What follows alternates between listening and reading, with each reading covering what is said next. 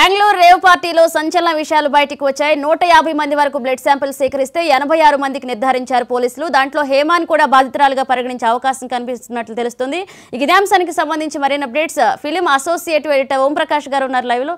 ఓం ప్రకాష్ గారు, Manish blood sample కి సంబంధించినటువంటి ఏవైతే రిపోర్ట్స్ ఉన్నాయో అవి తాజాగా పోలీసులకి వాళ్ళు పంపించారు అని తెలుస్తోంది. అయితే గత 3 రోజులు బట్టి హేమ ఇందులో మెయిన్ కీ పర్సన్ ఏమో అనేటువంటి ఒక అనుమానాలను చాలా మంది వ్యక్తం చేశారు. ఎందుకంటే ఆవిడ అసలు నేను బెంగళూరుకు వెళ్ళలేదు, నేను అక్కడ పాల్గొలేదు, నేను హైదరాబాద్ లోనే ఉన్నానని చెప్పడం జరుగుతూ వచ్చింది. కానీ ఆవిడ కూడా ఆ పార్టీలో పాల్గొన్నారు, ఆవిడ కూడా ఆ రోజు అక్కడే ఉన్నారు అన్న విషయం అయితే ఈ రోజు నిర్ధారణకు వచ్చింది. అక్కడ ఉన్నటువంటి పోలీసులు ఆ రోజు కూడా అఫీషియల్ గా చెప్పారు, అయినా కానీ హేమ మాత్రం నేను లేను అని చెప్తూ వచ్చారు. అయితే ఈ రోజు వచ్చిన దాంట్లో మాత్రం ఆవిడ్ని ఇందులో కీలకమైన వ్యక్తి అని కాకుండా ఆవిడ కూడా వన్ ఆఫ్ ద విక్టిమ్, అంటే బాధితురాలు అనేటువంటి విషయాన్ని వాళ్ళు చెప్తున్నారు. కాబట్టి ఈ రకంగా రేవ్ పార్టీలో పాల్గొన్నటువంటి వాళ్ళందరూ కూడా ఎవరికైతే బ్లడ్ శాంపిల్స్ చూసిన తర్వాత పాజిటివ్ వచ్చినా వాళ్ళని మాత్రం ఇలాంటి పార్టీలో ఇలా పాల్గొనడం అనేది కరెక్ట్ కాదు అనే రకంగా కౌన్సిలింగ్ అయితే చేసి పంపించే ఆస్కారం అయితే ఉంటుంది. ఇక ఫర్దర్ గా ఎవరైతే అరెస్ట్ అయ్యారో ఆ 5 మీద ఎలాంటి చర్యలు తీసుకుంటారు, ఏ సెక్షన్ మీద కేసు పెడతారో అన్నది చూడాల్సి ఉంటుంది. తాజాగా జరిగింది ఏమిటి అంటే యాక్చువల్ గా ఫస్ట్ డ్రగ్స్ కేసు ఉండొచ్చు, డ్రగ్స్ వాడారు అని చెప్పారు. ఆ తర్వాత ఇందులో సెక్స్ ర్యాకెట్ కూడా ఉంటుందని చెప్పారు. కానీ ఇప్పుడు లేటెస్ట్ గా ఏమిటంటే కుకీస్ పాత్ర కూడా ప్రధానంగా ఉంది అని తెలుస్తుంది. ఎందుకంటే ఇప్పుడు క్రికెట్ జరుగుతుంది, ఐపీఎల్ మ్యాచెస్ జరుగుతున్న నేపథ్యంలో బుకీస్ గా ఉన్నటువంటి ఈ లక్ష్మీ వాసు అనే అతను ఈ 3 విషయాలలో అంటే ఈ 3 వ్యవహారాలలోనూ అతను చాలా కాలంగా అతను ఒక రకమైనటువంటి దందా చేస్తున్నాడు అనేటువంటిది కూడా బాగా బయటకు వచ్చింది. అంటే ఈ 3 కోణాలలోనూ అంటే ఇందులో ఈ రోజున కొందరు డ్రగ్స్ తీసుకోలేదు అని చెప్పేసి నిరూపణ అయి బయటకు వచ్చినా కానీ ఈ కేసు మాత్రం చాలా తీవ్రంగా ఉండే ఆస్కారం ఉంది. ఎందుకంటే కర్ణాటక పోలీసులు కానీ లేకపోతే అక్కడ ఉన్న గవర్నమెంట్ కానీ దీన్ని చాలా సీరియస్ గా ఇష్యూగా తీసుకుంటారు. ఎందుకంటే ఇప్పుడు మనం లీనియన్స్ గా ఉంటే రేపొద్దున ఇది ఇంకా పెరిగే ఆస్కారం ఉంటుంది. ఎప్పుడైతే హైదరాబాద్ లో టైట్ సెక్యూరిటీ లేకపోతే టైట్ అయ్యిందో ఈ డ్రగ్స్ వ్యవహారంలో కానీ పబ్స్ పార్టీస్ విషయంలో కానీ లేదా రేవ్ పార్టీస్ విషయంలో కానీ పెద్దగా ఉన్న తక్కువ అందరూ కూడా బెంగళూరు వెళుతూ ఉండడం జరుగుతుంది. కాబట్టి బెంగళూరుని ఒక రకంగా ఈ రేవ్ పార్టీస్ అడ్డాగా మారకుండా ఉండడం కోసము అక్కడ ఉన్నటువంటి ప్రభుత్వము పోలీస్ యంత్రాంగం కూడా చాలా సీరియస్ యాక్షన్ తీసుకునే ఆస్కారం ఉంది.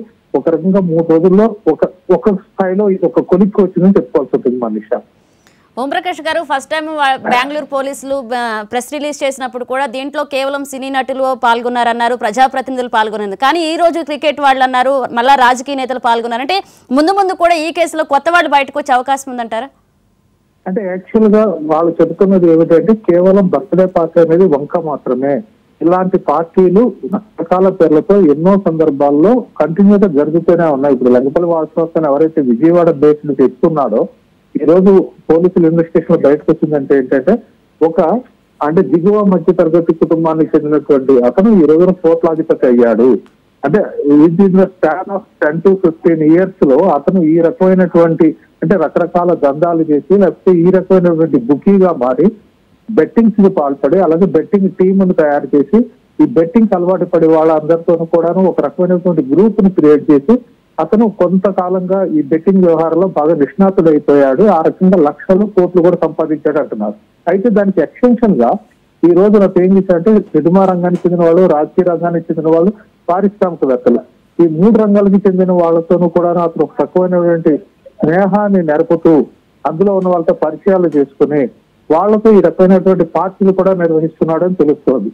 ఆ రకంగా అంటే ఎవరైతే కొన్ని బలహీనతలు ఉంటాయో వాళ్ళని అడ్డం పెట్టుకుని వాళ్ళకి ఈ రేవ్ పార్టీ ఒక 2 లక్షల రూపాయలు ఎంట్రీ టికెట్ ఉంటుంది, మీకు అక్కడ కావాల్సిన అన్ని కూడా దొరుకుతాయి, మీరు హ్యాపీగా వచ్చి ఏదో సాయంత్రం నుంచి తెల్లారి వరకు ఎంజాయ్ చేయొచ్చు అనేటువంటి ఒక రకమైనటువంటి అన్ని సదుపాయాలను కల్పించి అక్కడికి వెళ్ళిన తర్వాత ఇప్పుడు డ్రగ్స్ తీసుకున్నారు కొందరు అని తెలుస్తోంది, అలాగే బుకీస్ గా కొందరు అక్కడ బెట్టింగ్ చేస్తున్నారు అని తెలుస్తోంది, ఇంకొకరు సెక్స్ ర్యాకెట్ లో కూడా ఉన్నారని తెలుస్తోంది.